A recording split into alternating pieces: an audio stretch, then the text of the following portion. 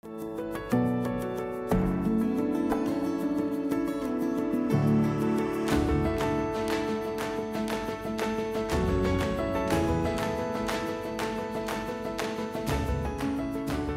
capsule précédente a montré que la veille doit être réfléchie afin que ces différents paramètres soient définis avec soin.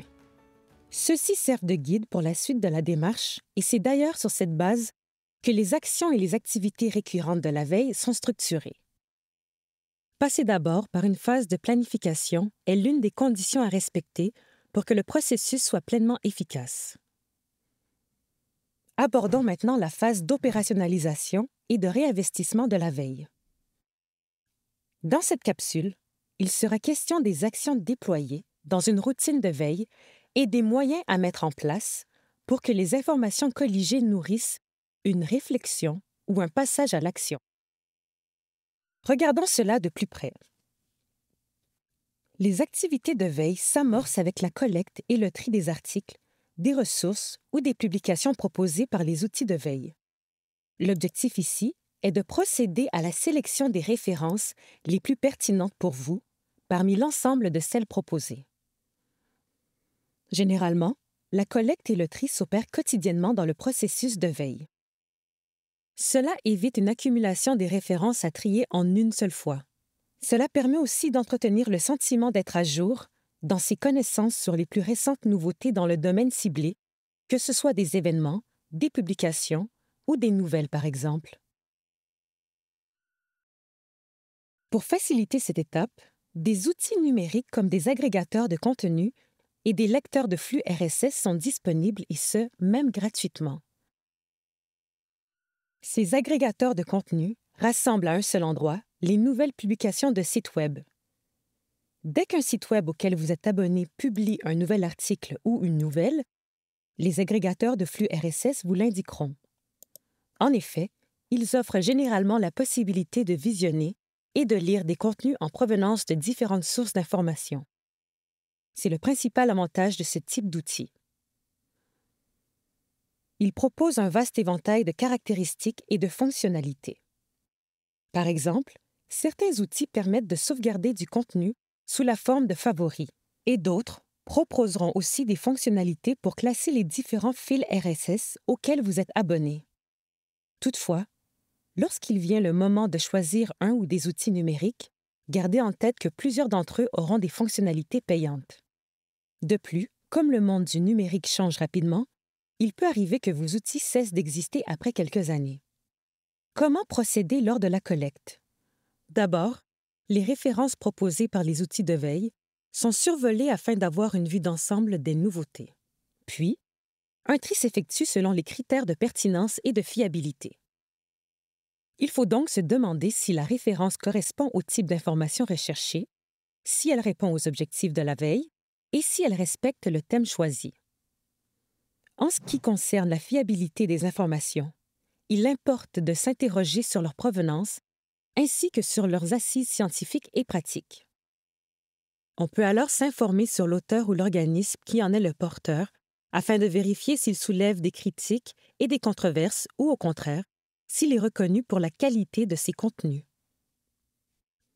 Par la suite, il est possible d'ajouter d'autres critères pour que l'activité de tri respecte mieux les paramètres de la veille. Par exemple, inclure la notion d'accessibilité des résultats de veille peut être intéressant pour le personnel scolaire, car plusieurs grandes revues et certaines bases de données internationales ont uniquement des accès payants. Si votre établissement ou les bibliothèques environnantes n'ont pas les accès pour ces sites, il sera plutôt coûteux de les consulter. Il peut être alors intéressant de privilégier des sources dont le contenu est accessible gratuitement. Comme le souligne Alexandre Serre, enseignant-chercheur à l'Université de Rennes, la dimension humaine est très importante malgré la présence d'outils numériques qui automatisent cette étape du processus de veille. En effet, le tri dépend de l'évaluation que le veilleur fait de l'information et de sa source. Ce dernier doit faire preuve d'esprit critique par rapport aux informations qui sont générées par les plateformes numériques, car il importe non seulement d'apprendre à repérer celles qui sont les plus pertinentes, mais aussi de distinguer une information de qualité d'une opinion ou d'une fausse nouvelle. Vient ensuite le moment de traiter et de conserver les articles, ressources et publications repérées. L'utilisation d'un système de classement et d'indexation favorise une conservation optimale, mais surtout une réutilisation facilitée des informations et des ressources repérées. En effet, le traitement se fait idéalement à travers une plateforme facile d'utilisation et qui dispose de fonctionnalités pour indexer, classer et même archiver les références retenues. Par exemple, une bibliothèque virtuelle vous permet de garder les informations importantes de la ressource à portée de main, mais aussi de lui rattacher des mots-clés. La navigation, parmi les centaines de références que pourrait contenir votre bibliothèque après quelques mois ou quelques années de veille, s'en trouvera facilitée.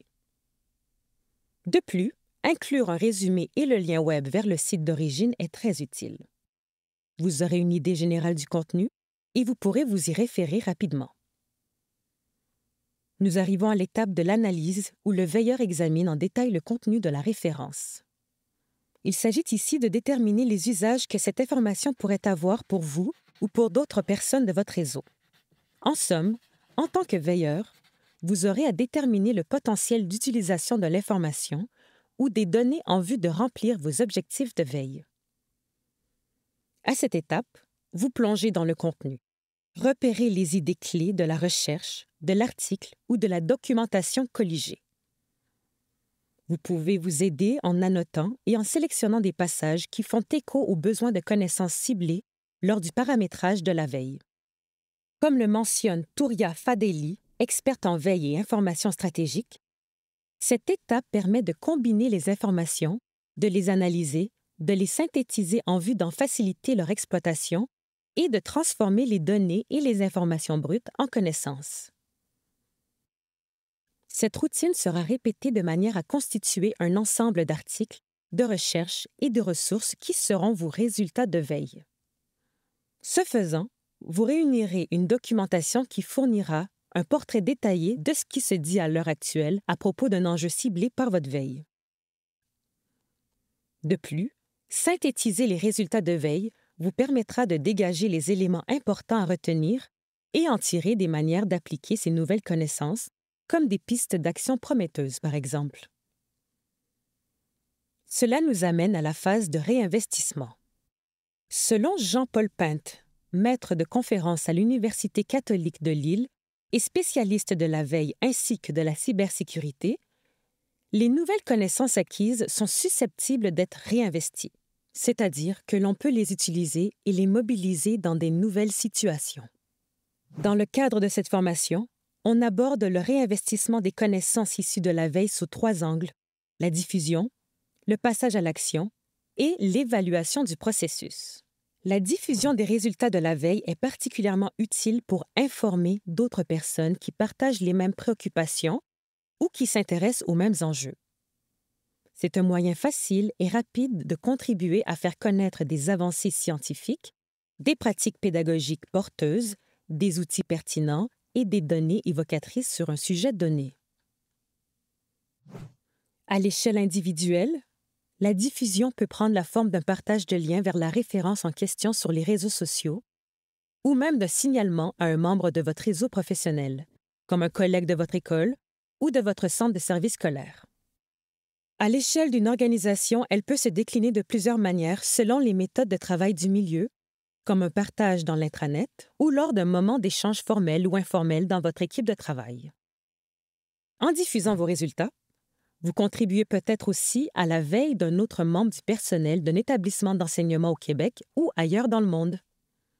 Mais faites attention, car la diffusion de vos résultats de veille doit s'opérer en respectant les droits d'auteur et les autres lois sur le partage de données en vigueur. Un autre mode de réinvestissement des résultats de veille est tout aussi important. C'est bien sûr le passage à l'action. Il renvoie à l'intention première de la veille. Pour ce faire, arrêtez-vous périodiquement dans le processus de la veille et questionnez-vous sur les pistes d'action à votre portée à la lumière de l'ensemble des informations colligées. Cela peut se faire après quelques semaines ou quelques mois de veille. On vise alors à ce que les connaissances générées par l'analyse des résultats de veille soient à la base d'une réflexion sur les pratiques professionnelles. Il s'agit alors de se demander: comment ces connaissances m'aident-elles à atteindre mon objectif? Quelles actions sont possibles à la lumière de ces nouvelles informations? Est-ce que ces changements sont requis dans ma pratique? Ces changements peuvent être très concrets et s'implanter dans des pratiques professionnelles rapidement, comme lorsque l'on parle de l'intégration de nouvelles routines en classe, mais les changements peuvent aussi être moins tangibles et s'inscrire dans une démarche réflexive à long terme sur ces pratiques pédagogiques. Tout dépend de l'intention et de la finalité du processus de veille. Les questionnements s'orientent donc en fonction des connaissances acquises dans le processus de veille, mais aussi selon la portée des objectifs de départ. Ces questionnements peuvent également être abordés avec des collègues lors d'un moment formel ou informel de réflexion collective sur les pratiques professionnelles en place. Par ailleurs, c'est lorsque la veille est bien lancée qu'il est temps d'évaluer son efficacité. L'évaluation, tout comme le passage à l'action, n'est pas répétée quotidiennement, mais elle est essentielle pour garder le cap. Il appartient aux veilleurs de fixer un ou des moments dans l'année où l'évaluation aura lieu.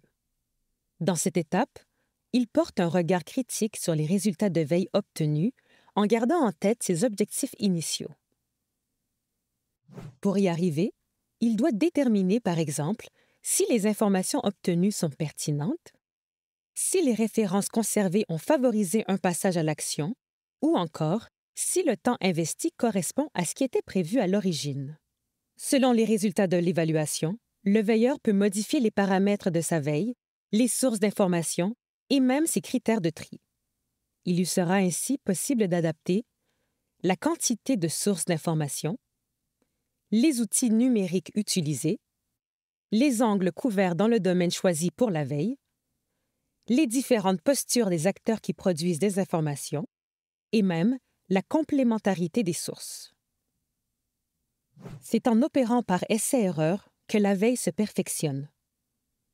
Même un processus de veille qui s'effectue depuis plusieurs années nécessite des ajustements ponctuels puisque les sources d'information changent, tout comme les objectifs et les intentions de la veille évoluent au fil du temps. D'ailleurs, nous reviendrons aux principaux cas de figure dans la prochaine capsule. Voilà qui met fin au survol du processus de la veille. Vous avez maintenant en main toutes les informations nécessaires pour démarrer un processus de veille informationnelle individuelle. En espérant que ces capsules de formation vous ont permis de démystifier la veille et qu'elles vous ont inspiré à entreprendre cette démarche. Si vous souhaitez aller plus loin dans cette formation théorique, la prochaine capsule vous sera utile. Nous y aborderons certaines difficultés et des obstacles qui peuvent survenir dans une veille.